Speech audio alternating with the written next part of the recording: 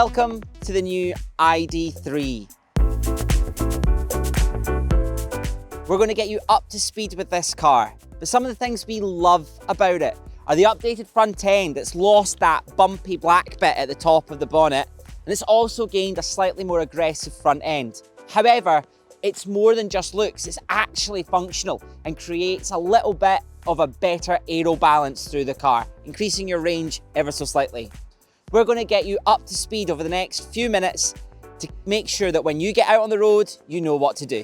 Getting into your ID.3 couldn't be easier. It's a simple click of the button and the car opens up. Same when you get in and when you get out. Some of the really neat features are, however, you don't really need to press the start-stop button. We can get in and we can leave the car running. So we're in, car's now on, we're all good. If we just get out, close the door, it turns off by itself, we can lock up and away we go. If this is your first electric car, it can be a little bit disconcerting because obviously there's no engine noise as the car's on or off. But the beautiful thing with the ID.3 is that it knows that you're sat on the seat, and it also knows when you leave the car. So once you're out the car, once it's in park, lock it up, the car will automatically turn off for you. So at some point, you're probably going to have to charge your ID.3. And the good news is that all charging is now done on Type 2 or a version of Type 2 called CCS. These are all European standards, so you can travel anywhere in Europe and charge your car up. The charger looks like this, and it's really simple. When you get home at night, all you're going to do is open up this flap here and plug the car straight in. So you've also got a little LED status light up the top here, and that will show you different colours depending on what the car's doing. In your manual, you can read up on that. Different cars do slightly different colours, but really green, blue, yellow and red are going to be the ones you look out for.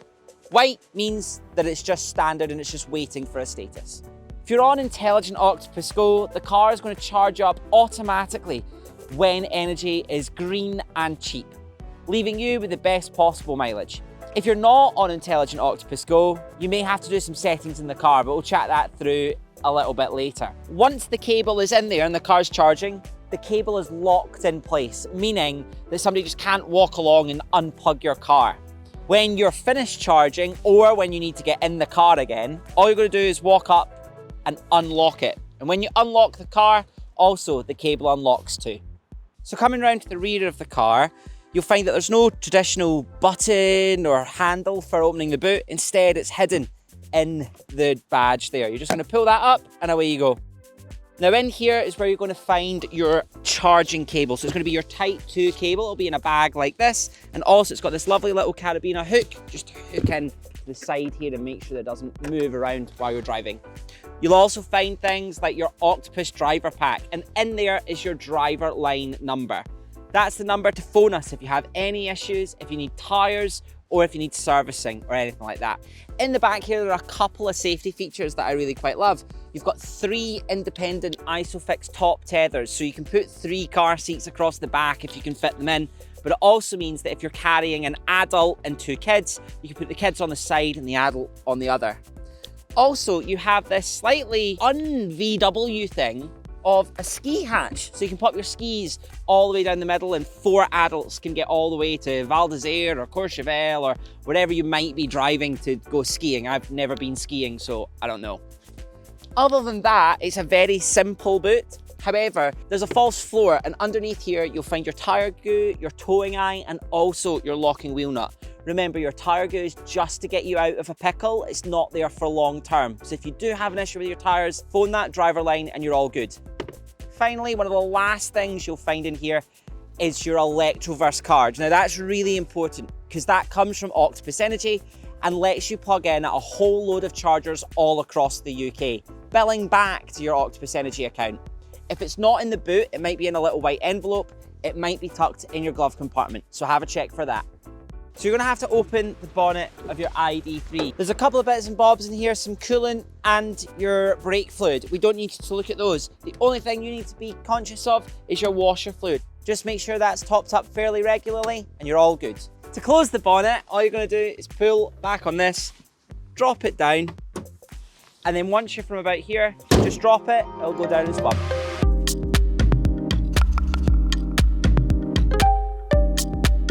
So welcome to the inside of your new ID.3. So we're just going to chat you through some of the bits and bobs to get you up to speed, but really the thing that I love the most about this car is just how normal it feels. It feels very much like you're sitting in a Golf, ready to go. It just happens to be electric. On the steering wheel, you've got your reach and rake just down here. So this little bar here, you pull it down, pull the steering wheel, pull it up and down, you're all ready to rock and roll. All of the stocks are very similar to any car that you've probably driven before. The only thing that's slightly a bit different is that when you want to get going, you put your right foot on the brake and rotate the column on the right-hand side away from you. So that will put the car into drive. If you pull it back towards you, then it puts it into reverse. And when you want to stop, you just press the P on the end. Just down on the right-hand side, you'll find a little knob for moving all the wing mirrors, setting them up the way you want, and then also your windows. However, to shut the rear windows, you tap where it says rear, and that will light up in orange. Everything on this is fairly standard. There's lots of buttons here, some for setting your volume up and turning your volume down, and then some others for setting your cruise control. Just behind here is another little touch bar, and on here is where you've got all of your lightings and then also your max blowers for the windscreen to heat it up in the middle of the winter. Again, we would absolutely recommend just leaving the lights on auto. In the middle is where we really start to maybe have a little discussion about this car.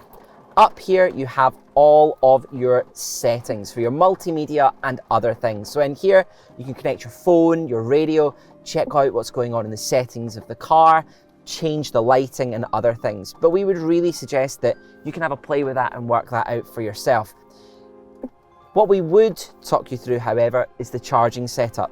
So at home, if you're on Intelligent Octopus Go, you're going to set up no scheduled charging with this car because the wall unit and the tariff and the car all work together to work out when energy is cheap and green and give it to you.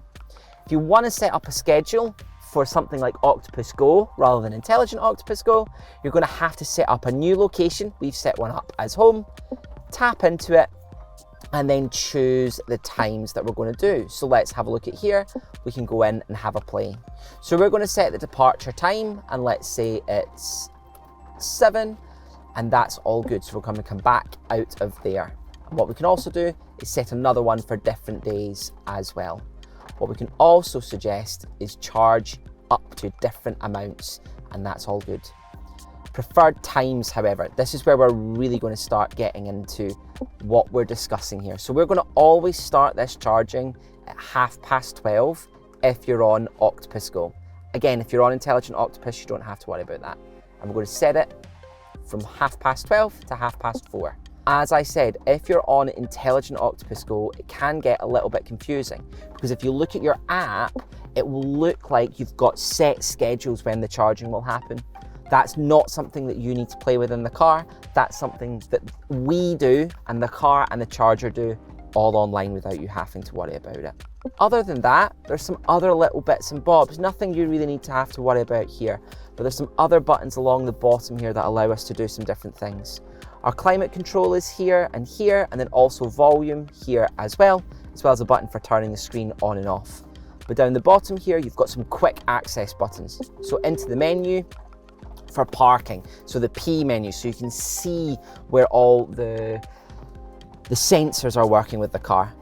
Into your climate control, nice and quickly in there as well. And then finally on the other side, you've got mode, which will cycle through sport, comfort and eco, and then also your assist package as well. So you can go in there, turn certain things off, turn certain things on.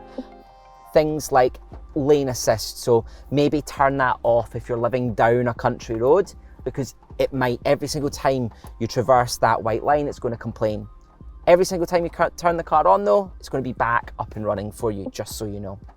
Finally, really, it's a car very much, and hopefully I'm getting that across to you as we chat here, that actually this shouldn't feel too much of a departure from your Golf or your Passat or your Polo, and actually it should feel very, very similar to the car you already have if you've ever had a VW.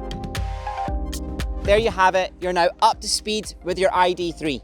Any questions, please do get in touch because we want to make sure that we're keeping you informed and safe on the road.